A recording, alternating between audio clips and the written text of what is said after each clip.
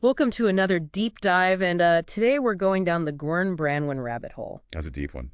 Yeah, it is Gwern's this anonymous researcher and writer who's had a huge impact on how people are thinking about AI, and today we'll be exploring his life, his thoughts on AI, and what makes his whole approach to research and writing so unique. Sounds good to me. So the sources for this deep dive are an interview with Gwern by Dorkesh Patel and some excerpts from Gwern's own essays on the scaling hypothesis and the difference between tool AIs and agent AIs, which we'll get to later. Okay, cool. So first of all, how about the fact that this guy is anonymous? It really makes you wonder, like, why the secrecy? Yeah, it's kind of his thing, right? Yeah. Well, in the interview, Gwern says that it stops people from kind of putting you in a box. Instead of just dismissing him based on some perceived identity, or at least people have to actually grapple with his ideas head on. He even jokes that it's a great way to avoid unwanted attention. Like what? He says, like, people sending heroin to my home. Well, that's one way to put it. But yeah, I see his point. Anonymity forces you to focus on the substance of the work, not the person behind it. Exactly. And it makes his ideas stand out even more in a field like AI, which is already full of big personalities. Yeah. So let's talk about AI. That's where Gwern's really made his mark. And one of the big things he's known for is being one of the first to recognize the scaling hypothesis. Yeah, so for those of us who are maybe hearing about this for the first time, what exactly is the scaling hypothesis? Okay, so imagine you're training a dog. Yeah. Right? The more experiences it has, the more you train it, and the better its breed traits, the better that dog is going to perform, even in situations you haven't explicitly trained it for. Yeah. The scaling hypothesis basically says the same applies to AI as we build these larger neural networks with more parameters and we train them on massive amounts of data. They become surprisingly good at tasks we didn't even expect. So he was basically predicting the future of AI. Kind of, yeah. And this connects to his thoughts on the singularity, which is this idea that at some point machines are going to become so intelligent that they surpass human capabilities. It's an idea that's been around for a while. Actually goes back to Samuel Butler in the 19th century. But what's interesting is Gwern points out that this idea of this rapidly accelerating technological progress, it's not new. Yeah. He draws this parallel between the singularity and the Fermi paradox. Wait, the Fermi paradox, isn't that about why we have found aliens yet? Exactly. The Fermi paradox points out this contradiction, right? You have the vastness of the universe, which suggests that there should be a high probability of extraterrestrial life. Right. But we haven't found any evidence of it yet. Yeah. Like, where is everybody? Right. So Gwern suggests that maybe just as we struggle to grasp the speed of technological advancements, maybe other civilizations have faced similar cognitive hurdles, and that's why we haven't encountered them yet. Okay, so my mind is officially blown right now, but going back to the scaling hypothesis, how does that actually play out in something like GPT-3? Well, GPT-3 is a perfect example of the scaling hypothesis in action. Gwern, in his essay, The Scaling Hypothesis, talks about how these larger models, trained on huge data sets, they lead to these really amazing breakthroughs. Essentially, these models reach a size where something clicks, and they're suddenly capable of things we never thought possible. So what does this mean for us? Should we be worried about AI becoming too powerful? Well, that's where this idea of the blessings of scale comes in. Okay. Gwern argues that larger models actually become more efficient, more stable, and better at generalizing. It's almost counterintuitive. The harder problems become easier than the easy ones, which means that we can expect AI to get much better at solving these complex problems, even the ones that we haven't specifically programmed it for. It's kind of like that quote about, the answer to life, the universe, and everything is just 4.398 trillion parameters. Yeah. Which I know is a joke, but it makes you think. It does. But how did Gwern, this incredibly insightful thinker, how did he get his start? Well, it all began with something quite unexpected: Wikipedia editing. Yeah, it's true. In the interview, Gwern explains how his time as a Wikipedia editor was fundamental to him becoming the writer and researcher he is today. It instilled in him this deep commitment to detail and thoroughness. That makes sense. When you look at his website, gwern.net, it's incredibly detailed and comprehensive. Right. And he actually acknowledges that his approach to research and writing, with its complexity and depth, it probably wouldn't fly on Wikipedia today. He calls Wikipedia a great training ground, but admits his work now demands a different format, something beyond the scope of Wikipedia. So how did he go from meticulously editing Wikipedia entries to becoming this, for lack of a better word, AI oracle? Well, his early writing career took a fascinating turn. One of his first widely read pieces was this essay about his personal experience ordering from the Silk Road. The Silk Road, wow, a truly fascinating though controversial part of internet history for those who are unfamiliar. The Silk Road was this online marketplace hidden on the dark web where people could buy and sell illegal goods, mainly drugs. And Guerin's essay called Silk Road was a first-hand account of his experience ordering from the site. So he was going beyond just reading about it. He was like experiencing it and documenting it. That's dedication to understanding something firsthand. Totally. And in the interview, he mentions that, he could have taken other paths, like being an AI researcher at a big company, but he chose independent writing instead. And this commitment to firsthand experience, it's also evident in how Guerin approaches his research today. Picture him like, In a room just surrounded by stacks of papers, his cat curled up nearby, diving deep into a topic, totally absorbed. He describes his research process as like falling down rabbit holes. He reads a ton, lets ideas simmer, and then a thesis emerges. it sounds almost monastic, but clearly it works for him. So walk us through like a typical day in Guerin's life. Where he spends his days reading papers, meticulously curating his website, and believe it or not, weightlifting. Weightlifting, that's not what I would expect from an AI researcher. Yeah, well, he explains that it's his way of dealing with burnout. He needs something as different as possible from his intellectual work to give his mind a break. Oh, I like that idea, actually. Maybe I'll swap my afternoon coffee for a quick workout. Maybe you should.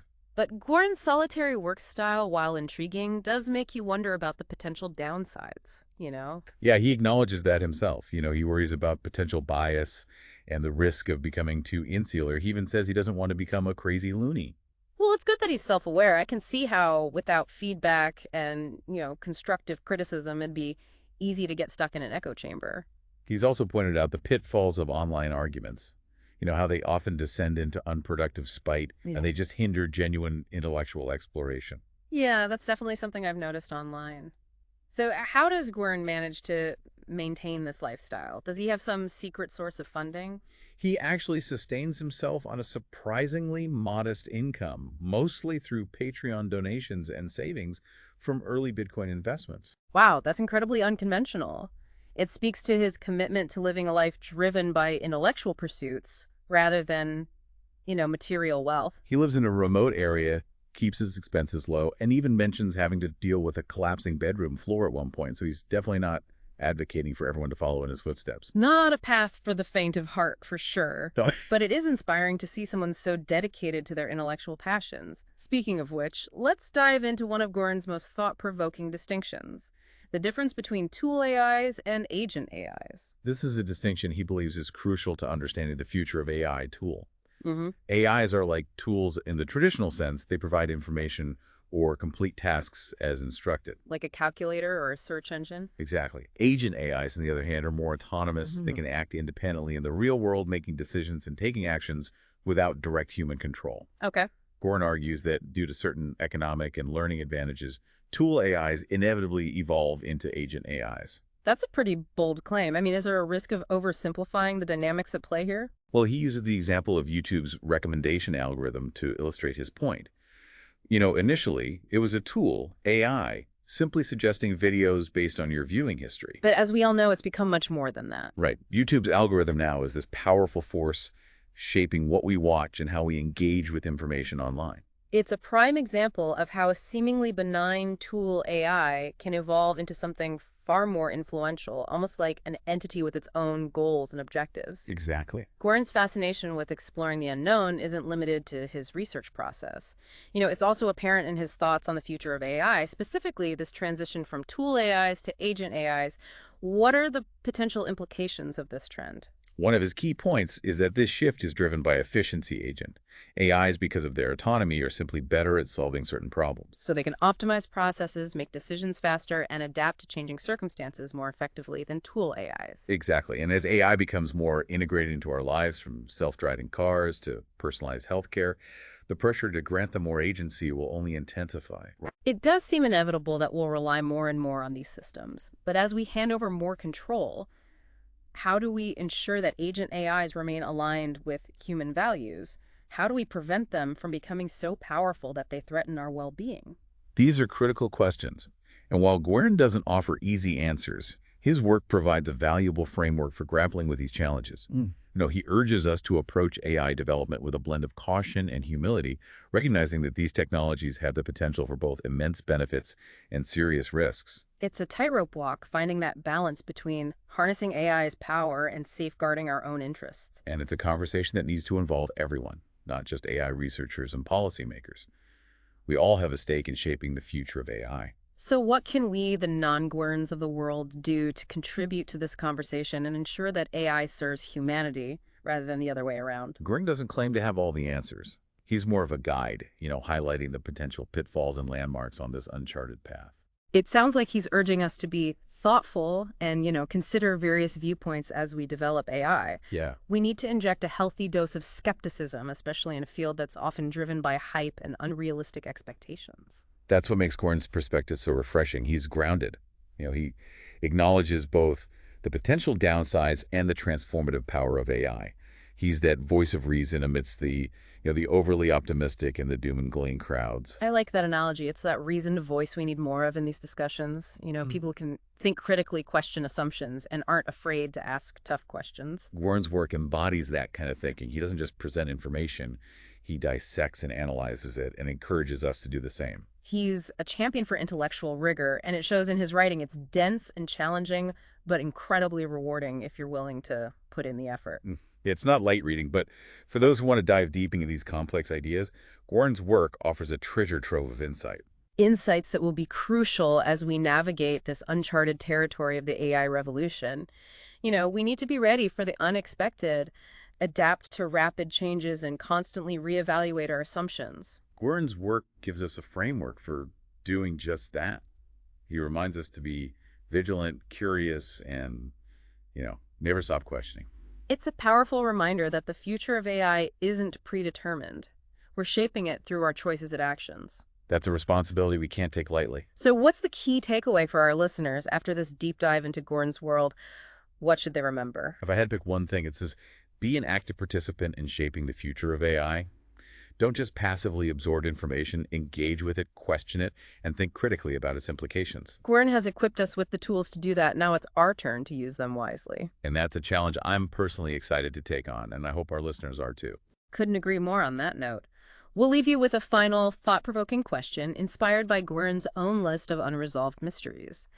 If AI does achieve human-level intelligence, will it be able to answer the fundamental questions about human existence that we still grapple with? It's a question that may not have a definitive answer, but it's definitely worth pondering as we continue exploring the world of AI. Keep those minds buzzing, deep divers. Until next time, happy exploring.